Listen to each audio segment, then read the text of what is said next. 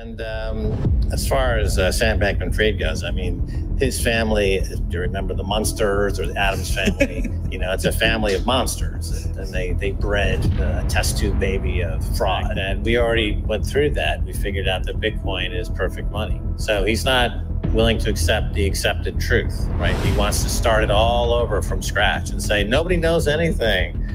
And so his country's going to lose a decade. They're going to lose a decade or more. They might never, ever gain a foothold into Bitcoin the way it should be because he himself doesn't understand Bitcoin, and therefore his country will. Bitcoin, you know, there's another country that's catching on to this Bitcoin phenomenon, and it happens to be Argentina. Currently, people in Argentina are living through over 50% annual inflation.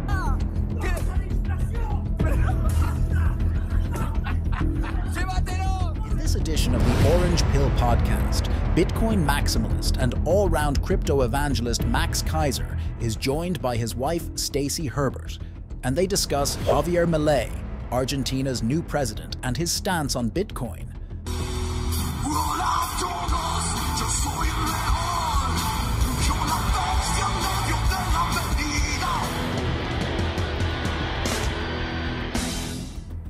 La situación de Argentina es crítica. Los cambios que nuestro país necesita son drásticos. No hay lugar para gradualismo, no hay lugar para la tibieza, no hay lugar para medias tintas.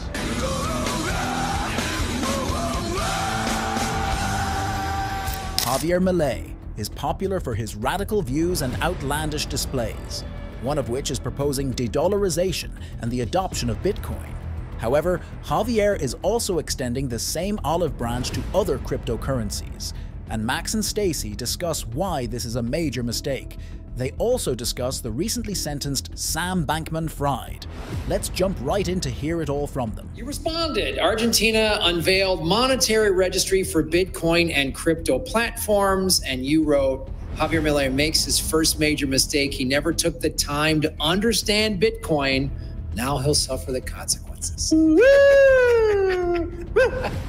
Milei, you know, took over in Argentina, and there's a lot of hope and hype about possibly making Bitcoin legal tender or following the Bitcoin path, but it doesn't appear to be that way.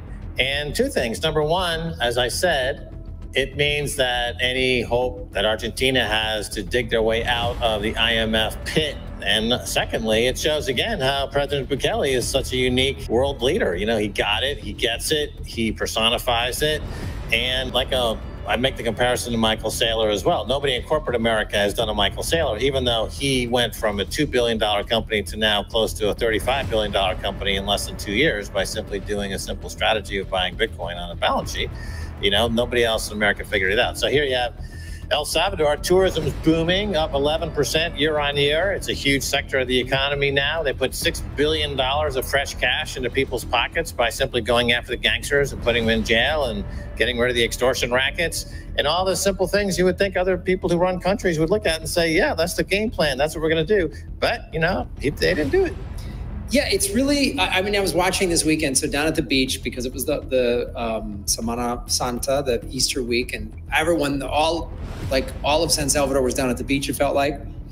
And I'm seeing all these little merchants, and they're setting up shops where they don't normally set up, and everyone's making all of this money. And I really, as I was driving here to the studio today, I was like, man, they all made, whatever, let's just say they made an extra $200 this past weekend or something. You know, Picasso, look at how many paintings he did. Why can't other people do it, right? Like, if everybody was a genius, there would be no geniuses, right? So there are only a few geniuses, and President Bukele is a genius, a political genius, a once in 100, 200, 300 year sort of leader. And for good reason, there's only a few of them that ever do come around every couple hundred years. So it's not, they always make it look easy. Picasso was a jokester and made it look easy as well, what he was doing, but he was a master, right?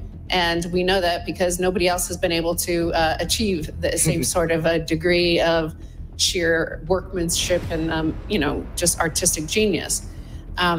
So I think it's that, and it's hard to understand Bitcoin. While many Bitcoin maximalists would suggest that Argentina's move to Bitcoin is a positive for the space, as it seems like the dominoes of institutional adoption are falling, Max and Stacy have categorically asserted that the mindset with which Milei is entering is wrong. They're also convinced that it will end up ruining Argentina or delaying their deliverance at best. They stress the importance of understanding the difference between Bitcoin and other cryptocurrencies, which they refer to as shitcoins. Sit back as we bring you more clips from the interview, and be sure to stick around till the end, where Max breaks down the FTX situation. Bitcoin, in terms of like what Milei has done in Argentina, you know, the problem I see with what he's done is he lumped Bitcoin in with all those crypto. Right. So, you know, we regulate, in El Salvador, we regulate under the Digital Assets Commission, all the digital assets. So he's having, in Milei, he's having everybody, all of them, Bitcoin, everything, every single, like 2 million coins, they're having to register as virtual asset service providers. So we have digital asset service providers here under the digital assets regime. So we do have similar, like we have registration for crypto sort of stuff, because those are securities, right? Those are a group of guys or individuals organizing to create profit out of their enterprise.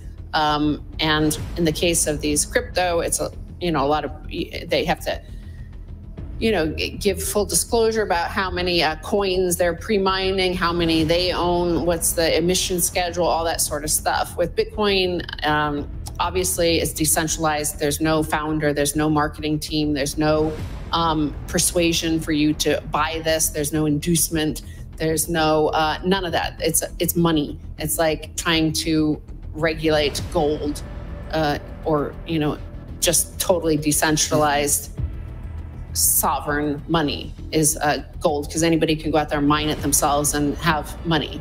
I knew, and I said it and I tweeted when a lot of Bitcoiners were getting hyped up about Milei, I knew for a fact he would disappoint, because I knew for a fact there's just mathematically and we could see the history books, and we know that there are only a few handful of leaders. You can count like 25, 30 if you look at human history of great leaders, right? So it just made no sense that there would suddenly be one that could do the same that President Bukele had done. Why is it so hard?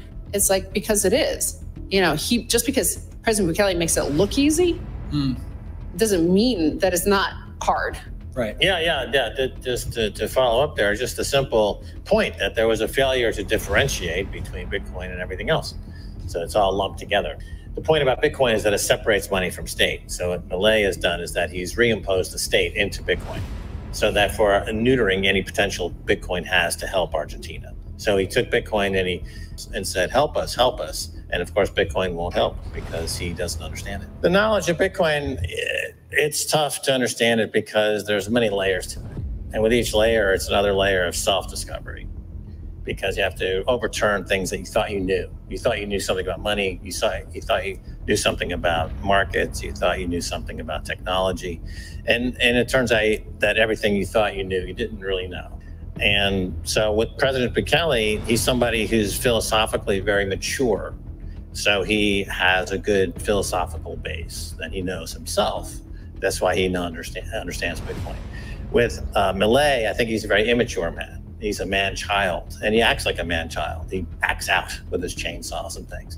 So it's not surprising he wouldn't understand Bitcoin, because he's essentially a child. And you have to be an adult to understand this stuff, to run a country. So I think that's part of it. Milei has effectively said, open the door, said, if you want to scam, come scam. And try it. And, people are free to be scammed by you if they want to be. I think it's there has to be some sort of foundational principles and ethics upon which your economy and your community is built. So I think if you're saying we're open to scams, if you want to try it, like it's a free market. If people want to buy your pre-mined token. Yeah, he's saying it's a free market and anything can be a currency, and let's see how this all works out. But that would be kind of repudiating the fact that we already went through that. We figured out that Bitcoin is perfect money. So he's not willing to accept the accepted truth, right? He wants to start it all over from scratch and say, nobody knows anything. And so his country's going to lose a decade. They're going to lose a decade or more. They might never, ever gain a foothold into Bitcoin the way it should be, because he himself doesn't understand Bitcoin, and therefore his country will suffer. Max and Stacy agree and warn that an important mental distinction should be made between Bitcoin and all other cryptocurrency. They explain that the mindset of equivalence is destructive and unproductive. They even go as far as calling all other cryptocurrency shitcoins and scams. They are this harsh because they don't want anyone to fall prey to scams like SBF. In the following section, Max reacts to a clip of billionaire businessman Kevin O'Leary, where he claims that the now defunct FTX is the safest in terms of regulation. Let's head back in. Easy it is to fall for the scams. Somebody replayed this, that Mr. Wonderful from Shark Tank said this like 2.5 years ago. Paid spokesperson to FTX and a shareholder there too, as we mentioned him, and big advocate for Sam because he has 2 parents that are compliance lawyers. Oh. If there's ever a place I could be that I'm not going to get in trouble, it's going to be at FTX. So in managing... If there's ever a place I'm not going to be in trouble with 2 parents that are compliance lawyers. So again, doesn't that sound great? Well, he's Mr. Wonder. He's this fancy billionaire guy. He's on TV. He must know what he's talking about. And if, oh, and I didn't know Sam Bankman-Fried's parents were both compliance lawyers. That sounds good to me. Who knows that they're compliance lawyers for like corrupt assholes? And we didn't know that he gave $30 million to the Democratic Party. And thanks to his parents, he's now doing 25 years in prison. Those are great parents. So. And as far as Sam Bankman-Fried goes, I mean, his family, do you remember the Munsters or the Addams family? You know, it's a family of monsters. And they bred a test tube baby of fraud who had feeded Adderall from the mother who's probably lactated Adderall into his gut 24 hours a day as a baby. And he turned out to be this hyper schizophrenic, sociopathic terrorist of money and made a lot of people in Washington rich. Yeah, of course, because it's like a soldier that goes. He made a lot of people very, very wealthy, and that was his. He was bred to do it. Like the boys from Brazil. Remember that film? Yeah. They bred little Hitlers in Brazil. So he was just bred to be a financial terrorist, and he did a really good job at that. Recently sentenced to 25 years in prison. FTX founder Sam Bankman-Fried was sentenced to 25 years in federal prison. Many complained that this sentencing was unfair and should have been longer, but it is at least a measure of justice for the people that were wronged. What do you think about Max and Stacy's damning condemnation of Javier Milei's actions and their opinions on Sam Bankman-Fried? To see the latest in crypto news, watch this video here.